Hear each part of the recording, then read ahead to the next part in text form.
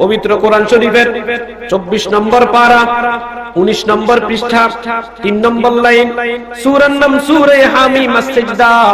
সূরা হামিম আস-সিজদার 30 নম্বর আয়াতে আসমানের মালিক আল্লাহ কত সুন্দর আয়াত নাজিল করে দিয়ে বলেন, ইন্নাল্লাযীনা ক্বালু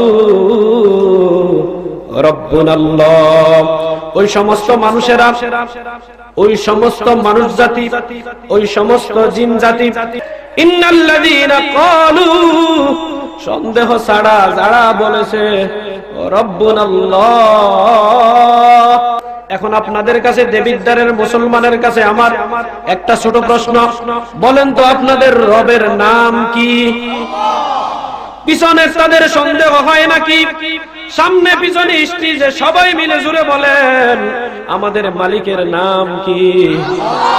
কবরে যখন চলে যাবেন, আপনাকে যখন বিসমিল্লাহি ওয়া আলা মিল্লাতি রাসূলিল্লাহ বলে কবরে দিয়ে আসবে, ফেরেশতারা এসে সর্বপ্রথম যে একটা প্রশ্ন করবে, সেই প্রশ্নটা হচ্ছে মান রব্বুকা।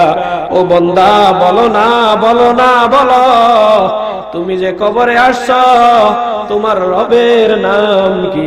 ও ইমানদার মুসলমান, একবার যদি মুখ থেকে বাইর হয়ে যায় ও রব্বি আল্লাহ, রব্বি আল্লাহ, রব্বি আল্লাহ, ফেরেশতা বলবে আমিও তো আল্লাহর দলের লোক, তুমিও দেখি আল্লাহর দলের লোক।